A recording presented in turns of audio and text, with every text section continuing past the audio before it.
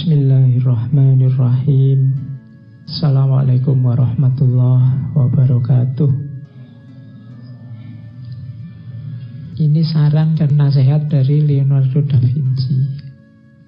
Nah, katanya Leonardo da Vinci, telah lama aku perhatikan, ternyata orang-orang sukses itu jarang yang hanya duduk dan pasrah atas apa yang terjadi pada diri mereka.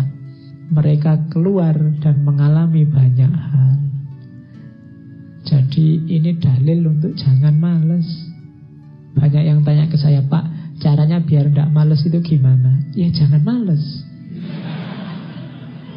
Tidak ada caranya, pokoknya jangan males saja. Kalau kamu merasa, wah saya ini males, ya sudah bangkitlah. Paksa dirimu untuk bangkit, cuma itu. Dan biasakan untuk beraktivitas, cuma itu. Karena manusia itu hidup dengan apa yang dia biasakan. Kalau kamu biasa santai-santai, kongko-kongko, enak-enakan, ndak ngapa-ngapain, ya kamu akan terbiasa dengan itu.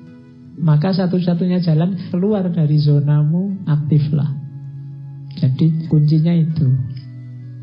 Katanya Leonardo kan, saya sudah cek sendiri, semua orang sukses itu ndak ada yang dengan diam dan pasrah. Sukses di bidang apapun, sukses di bidang apapun. Tapi saya suksesnya ingin di bidang sufi ya Pak, yang pasrah, rela misalnya. Loh, mbok anggap sufi-sufi itu terus diam saja? Tidak. Mereka mengejar anugerahnya, mengejar ridhonya. Oh, mereka justru tidak tidur siang hari, malam hari, isinya ibadah. Tidak ada yang kok males-malesan, itu tidak ada. Jadi kamu cita-citamu apa saja, tidak akan sukses kalau kamu hanya duduk dan pasrah. Tapi sekarang bisa loh Pak, jualan, pegang HP sambil duduk-duduk. Iyalah, tapi ya tetap nggak bisa diam saja. Jadi rumus pertama itu, kamu harus aktif. Dan rumus keaktifan itu kalau di Islam kan jangan dibayangkan kayak 1 + 1 2. Keaktifan itu upaya kita bergerak, tidak usah dipikir hasilnya. Kadang-kadang karena mikir hasil ini kan terus kita jadi pesimis. Alah Pak, saya kejar kayak gimana pun yo tidak mungkin kelihatannya kan terus itu. Karena kamu bergantung pada amalmu, bergantung pada tindakan. Jangan, bergantungnya pada Allah. Kamu bekerja, kamu beraktivitas, kamu bertindak, itu ya karena sunatullahmu sebagai manusia. Hasilnya apa itu urusannya Allah, tidak usah kamu pikir. Jadi jangan salah identifikasi. Tugasmu cuma bergerak. Sering saya ilustrasikan ceritanya Nabi Ismail dan ibunya itu loh. Ketika Nabi Ismail bayi ditinggal berdua di Mekah, susah nyari air, lari-lari Safa Marwa bolak-balik 7 kali. Akhirnya dapat air dari kakinya Ismail yang menjejak tanah. Mbok ya dia jejak sejak tadi biar segera keluar. Loh, itu rahasianya Allah. Cara kerjanya memang begitu. Kalau pakai matematika, lari bolak-balik 7 kali tadi, ketemu airnya ya hasil lari ini tadi. Entah di sudut yang mana dari Safa dan Marwa terus nemu, ini air, kan gitu logika matematikanya. Tapi hidup tidak begitu. Kita kerjanya ini malah hasilnya keluar dari situ. Ini logika kerja dan hasil. Makanya sudahlah, pokoknya kamu aktif saja, kerja saja, tidak usah mikir dapat apa. Kalau kamu mikir target, kadang-kadang hasilnya malah kecewa. Pastikan yang kamu lakukan baik, bermanfaat, produktif. Nanti selanjutnya Allah dan sunatullahnya yang bekerja. Oke, kalimat selanjutnya konotasinya sama. Aku pernah terkesan dengan pentingnya tindakan. Ternyata tahu saja tidak cukup, kita harus menjalankan. Ingin saja tidak cukup, kita harus melakukan. Mimpi dan harapan saja ya tidak cukup. Kalau kamu hanya mimpi dan berharap, ya tidak ada aktivitasnya, ya tidak akan tadi mimpi jadi kenyataan. Untuk membuat mimpi jadi kenyataan, kamu harus bangun. Meskipun tadi awalnya mimpi, ya memang semuanya diawali dari mimpi. Tapi jangan mimpi terus.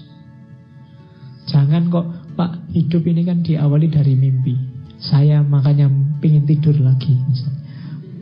Oh ya enggak begitu. Nanti kamu bolak-balik tidur alasannya pingin mimpi. Enggak, biar mimpimu jadi kenyataan, kamu harus bangun. Seenak-enaknya sukses dalam mimpi, jauh nikmatnya dibandingkan sukses dalam kenyataan. Kalau kamu hanya membayang-bayangkan dia, memimpi-mimpikan dia, tidak luar biasa. Nikmatmu hanya nikmat dalam khayalan. Kalau ingin seneng beneran, ya kamu tembak beneran. Di logika sederhananya kan begitu. Jangan cuma membayangkan. Nanti diduli orang lain kamu bikin puisi. Ayo.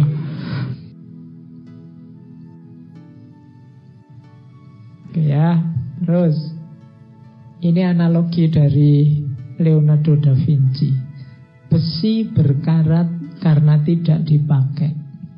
Air yang diam akan kehilangan kejernihannya dan dalam suhu rendah dia akan beku. Demikian juga dengan ketidakaktifan akan melemahkan pikiran. Maka kita harus merentangkan diri kita sampai batas akhir kemungkinan. Kalau kurang dari itu berarti dosa, baik pada Tuhan maupun pada manusia. Itu maksudnya apa? Wujudkan potensimu, gunakan fasilitas, kekuatan, daya yang diberikan oleh Allah 100% semaksimal mungkin. Kalau tidak berarti dosa. Kenapa? Allah memberi, kita sia-siakan. Allah memberimu mata, memberimu akal, memberimu tenaga, kekuatan, telinga. Semuanya ini kan fasilitas dari Allah. Manfaatkan semaksimal mungkin untuk kebaikan, cita-cita kebenaran, cita-cita keindahan yang kamu miliki. Kalau ada yang tidak kamu gunakan atau kamu gunakan setengah-setengah, katanya Leonardo ini, berarti kamu sedang berdosa. Pertama, dosa pada Allah karena menyia-nyiakan anugerahnya. Kedua, berdosa pada manusia yang lain karena kamu harusnya bisa memberi manfaat besar tapi tidak jadi karena kamu malas. Jadi itu pesannya Leonardo. Kalau hanya dilihat pesannya saja kan tidak terbayang orang seperti Leonardo bisa ngomong kayak gini. Kamu ngertinya kan cuma lukisan-lukisan dan inovasi-inovasinya. Tapi tidak akan lahir orang sebesar itu kalau tidak punya filosofi hidup yang hebat. Dan ini diantara filosofi hidupnya. Jangan jadi kayak besi yang diam, karena sedahsyat apapun, sekuat apapun besi, kalau dia diam, maka dia akan berkarat. Air juga begitu, kalau diam maka dia kehilangan kejernihannya, dan kalau suhu turun dia akan beku. Pikiranmu juga begitu, kalau tidak sering digoyang dia akan beku.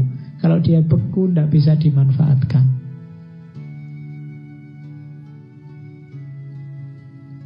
Oke, terus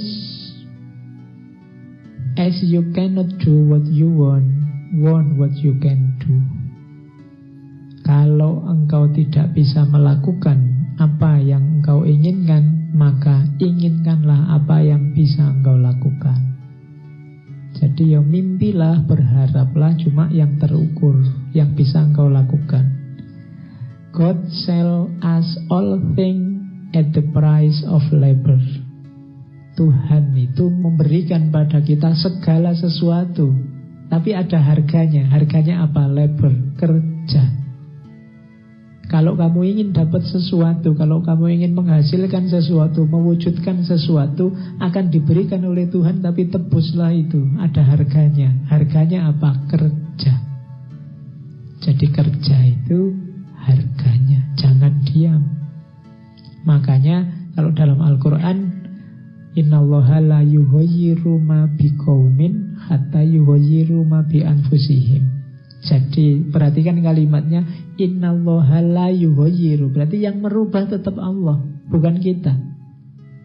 Kapan Allah merubah? Kalau kita yuhoyiru, kalau kita bergerak, berusaha mengubah, nanti Allah akan datang mengubah. Tapi kalau kita diam saja, Allah tidak akan mengubah. Jadi perubahan terjadi karena anugerah Allah. Tapi kapan anugerah Allah datang? Kalau kita beraktivitas, kalau kita berusaha, bekerja untuk mengubah. God sell us all things in the price of labor.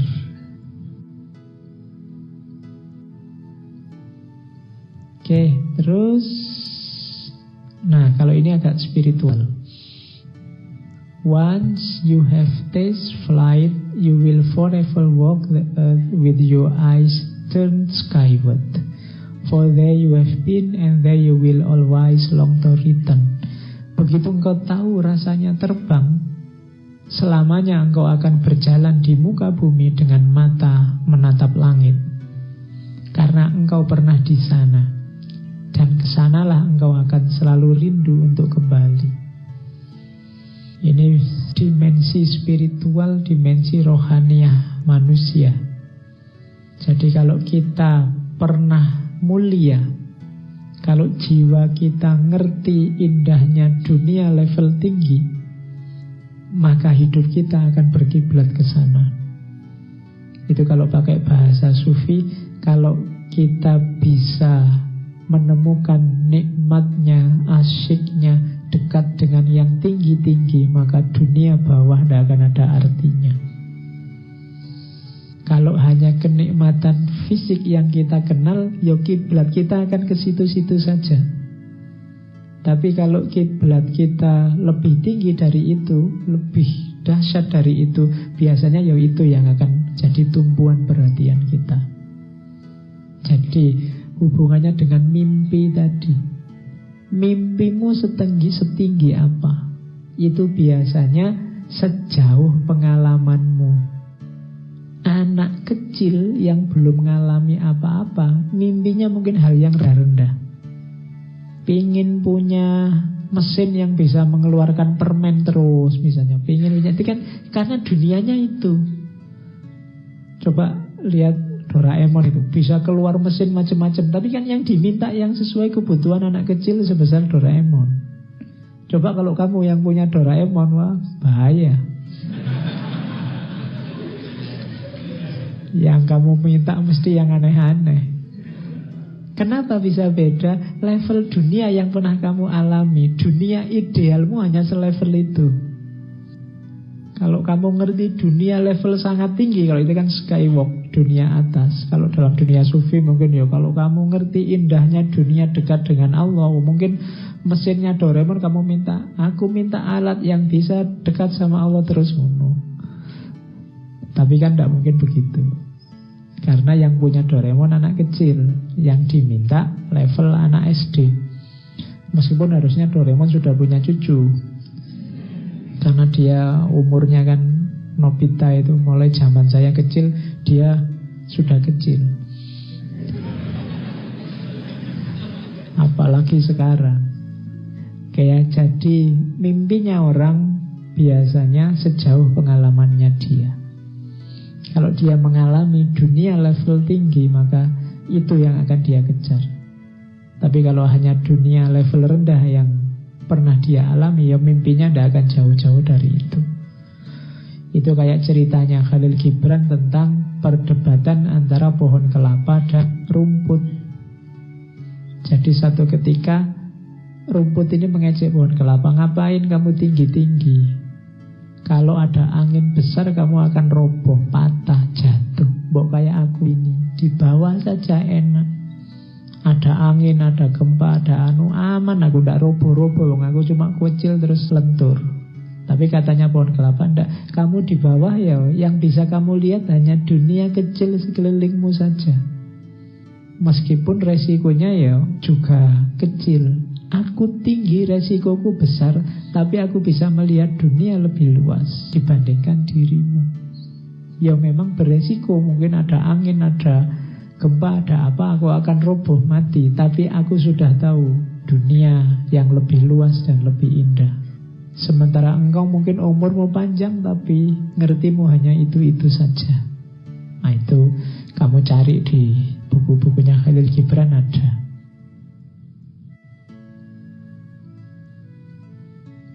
Oke, terus nah, ini kamu ingat-ingat ya. Tipuan paling besar yang dialami oleh manusia itu bukan karena ditipu orang lain, tapi karena ditipu oleh pandangannya sendiri. Banyak orang yang tertipu, terjebak oleh pandangannya sendiri. Biasanya kecenderungannya orang itu kalau merasa menemukan kebenaran, merasa cocok dengan satu pandangan, terus dia berhenti di situ. Tidak sadar bahwa pandangan kebenaran yang dia temukan itu ada konteksnya, ada ruangnya, ada waktunya. Mungkin tidak selamanya benar atau tidak di semua tempat benar. Tapi banyak orang yang menganggap pandangannya selalu benar kapanpun dan dimanapun. Akhirnya apa? Dia tertipu oleh pandangannya sendiri. Jadi ya, hidupnya akan susah karena pandangannya sendiri. Coba kamu cek ya dalam hidupmu, mungkin kebenaran-kebenaran, wawasan-wawasan, pemahaman-pemahaman yang kamu miliki, jangan-jangan itu yang membuat hidupmu susah. Jadi kamu tertipu oleh pandanganmu sendiri tentang kebenaran. Mungkin kamu menganggap A ini benar, tapi terus situasi berubah sehingga tidak relevan.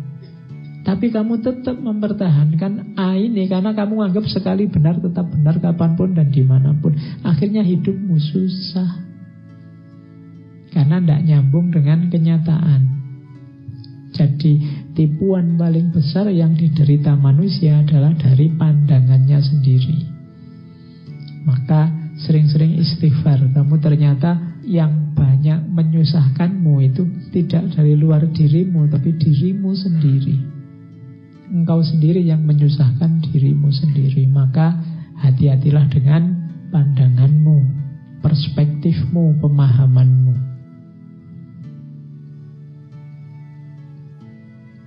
Terus pengalaman adalah penuntun terbaik dibandingkan kata orang. Secanggih apapun kata orang, dia akan kalah oleh pengalaman. Puluhan orang bilang warung di situ ndak enak. Begitu kamu ke sana, lah kok enak? Yang kamu percaya kan pengalamanmu dan bukan kata-kata banyak orang tadi. Ilustrasinya begitu. Jadi pengalaman adalah penuntun terbaik dibandingkan kata orang. Wisdom is the daughter of experience. Kebijaksanaan adalah anak dari pengalaman. Ndak usah tanya bapaknya siapa. Ya bapaknya ya dirimu, yang punya akal pikiran dan pengalaman. Anaknya namanya kebijaksanaan. Oke, baik. Saya akhiri sekian kajian malam hari ini. Kurang lebihnya mohon maaf. Wallahul muwafiq, wallahu a'lam bissawab. Wassalamualaikum warahmatullahi wabarakatuh.